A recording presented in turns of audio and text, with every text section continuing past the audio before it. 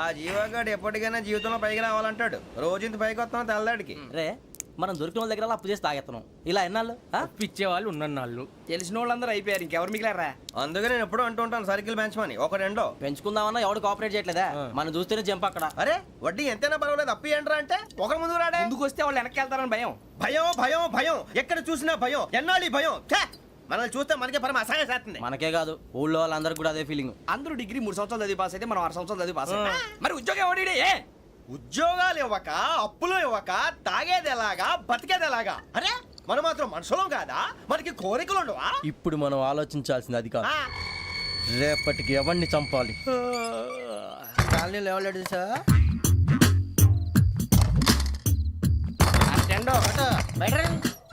నువ్వా వెంకీ?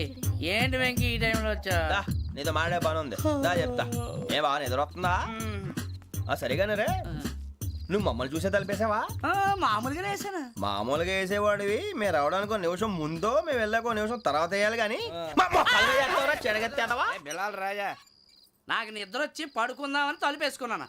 అయినా నా ఇంటి తలుపులు నేను అడిగేసుకోవాలంటే తప్పు చేసిన కాక ఇంకా గేర్ సమాధానం చెప్తావా? మీ ఇంట్లో పెళ్లిడికి వచ్చిన ఆడపిల్లలు ఎదురున్నారు. ఇదిగో అమ్మాయిలు మీతో ఎప్పుడైనా యథాశాలు వేసానా? విన్నారా? అడుగు తలుపులు వేసావు. అనవసరంగా గొడవ ఎందుకు ఇక్కడి నుంచి వెళ్ళండి. గొడవ? మీ ఇంటి మీద పడి ఎప్పుడైనా గొడవ చేశానా బిని గారు? లేదు బాబు. విన్నారా? చెప్పు, మమ్మల్ని చూసి తలుపులు ఎందుకు వేసుకున్నావు? అరే మాకు అప్పించిన వాళ్ళు కూడా మమ్మల్ని చూసి ఎప్పుడు తలుపులు వేసుకోలేదు. ఏం చేయాలి? మరి నువ్వు ఎందుకు వేసుకున్నావు? బాబు టప్ అయిపోయింది, బుద్ధి తక్కువ వేసాను చాలా. అంటే మా మోకాల మీద తలుపులు వేసామని ఒప్పేసుకుంటున్నావు? ఒప్పుకుంటున్నాను. సరే ఇప్పుడు చెప్పు, మా మొఖాల మీద తలుపులు వేసేంత తప్పు మేము ఏం చేసామరా? తప్పైపోయిందని అంటున్నారు కదా, వదిలేయండి బాబు. అదే తప్పు మేము చేసి మమ్మల్ని వదిలేయమంటే మీరు వదిలేస్తారా బినిగారు? తప్పని ఒప్పుకుంటున్నాడు కదా అయ్యా. ఇప్పుడు టైం 11 అయింది, వెళ్ళి పడుకోండి. 11 అయిందా? కొమ్ము ఉంచాడు కదా. నాకు సంబంధం ఏంటి? ఉంది, సంబంధం ఉంది. 11 గంటలకి నా క్లోజ్ ఫ్రెండ్ ఢిల్లీ వెళ్తున్నాడు. 5,000 అప్పిస్తానని ఎయిర్పోర్ట్ రమ్మని చెప్పాడు. నీ గొడవలో పడి ఆ సంగతే మర్చిపోయాను. ఇప్పుడు నాకు జరిగిన నష్టానికి భర్తీ ఎవరు చేస్తారు? మీరా మీరా మీరా? ఎవడు పడతావు? ఎందుకు చేస్తాడా భర్తీ? మళ్ళీ వాడి నువ్వు తప్పు ఎవడు చేసావు? వాడే చేస్తాడు. దానికి కారణం ఈ 10 మనిషే కదా. వాడే చేస్తాడు.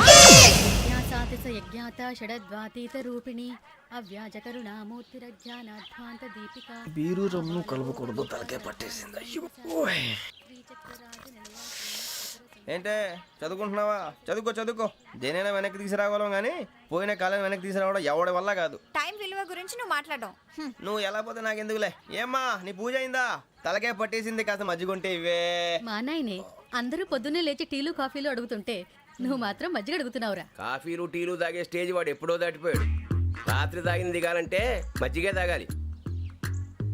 నువ్వు తల దించుకోవడం ఎందుకురా? నీలాంటి యదవనగానందుకు నేనే దించుకోవాలి తల. రాత్రి సుబ్బారావు గారి ఇంటి మీద గొడవకి వెళ్ళేవంటగా. అలా చెప్పాడు మీకు? ఏ మళ్ళీ గొడవ కెడతావా? నీ దెబ్బకు భయపడి రాత్రి తలుపులు తీసి పడుకున్నారంట. తెల్లారగా టైంట్లో దొంగలు పడ్డారు. ఇంట్లో ఉందిలేండి, పట్టుకుపోవడానికి అక్కడ కూతురు తప్ప.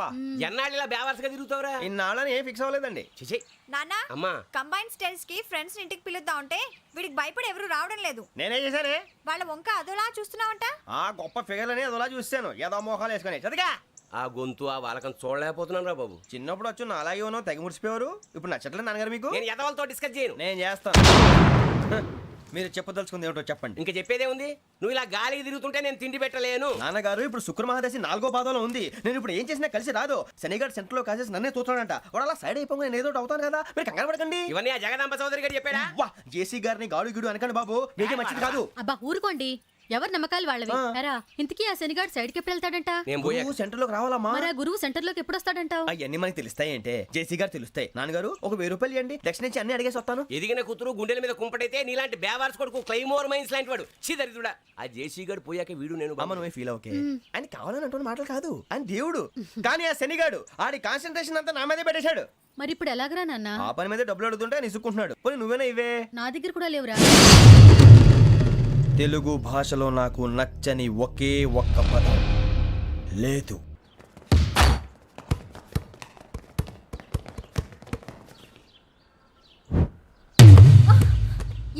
అరే సోరే, బాల్ తీసుకురారా. సారీ ఏదో పరప బాల్. బాస్కెట్ బాల్ మాలాంటి ఆడాలి. మీలాంటి మాసన కొడుకులు ఆడితే ఇలాగే ఉంటుంది. ఇలాగే ఇలాగే ఇలాగే ఉంటుంది. అమ్మాయిల ముందు ఫోర్స్ కొడతావా? ఆహా, అయితే నిన్ను కొడతా.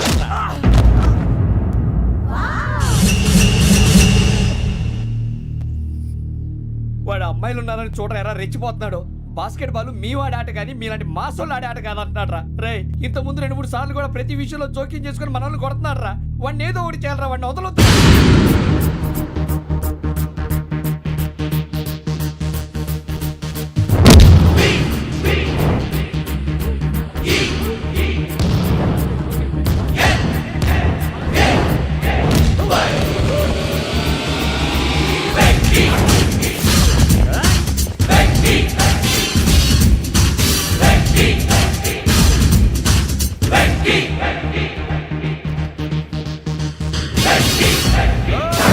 ఆడపిల్లలంటే ఎవరికైనా దెబ్బ తగిలితే అయ్యో అంటారు, మీకేమో ఎవరైనా కొడితే కామెడీ.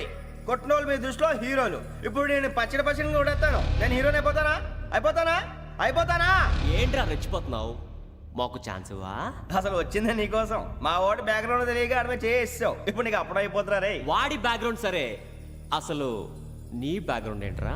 నాకు సెపరేట్ బ్యాక్గ్రౌండ్ అంటూ ఏం లేదురా. నేను ఎక్కడ నిలబెడితే అదే నా గ్రౌండ్. అంత పుడింగువా? తెల్దా?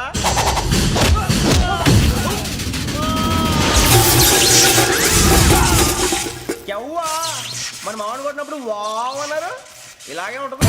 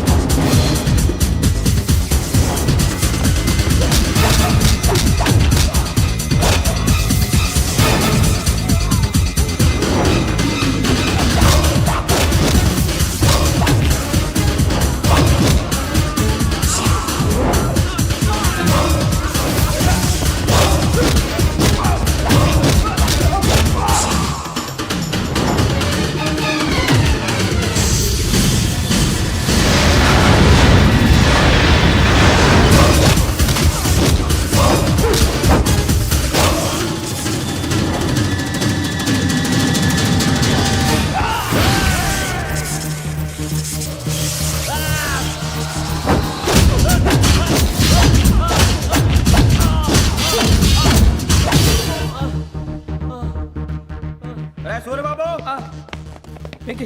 ఇందాక నేను కొట్టినప్పుడు నీకే అనిపించిందిరా? కుమ్మేయాలనిపించింది. మరి కుమ్మే. అమ్మో కుమ్ము. రేయ్ నిన్ను అమ్మాయిని పట్టుకొని కొడతాను. అలా కొడితే ఏ తగ్గుతుందిరా ఆడికి? అసలే ఎక్సైజ్ బాడీ ఏదవుది. తప్పు చెప్తాను, కొడితే మడతడిపోవాలి. మాస్తో పెట్టుకుంటే మడతడిపోద్ది.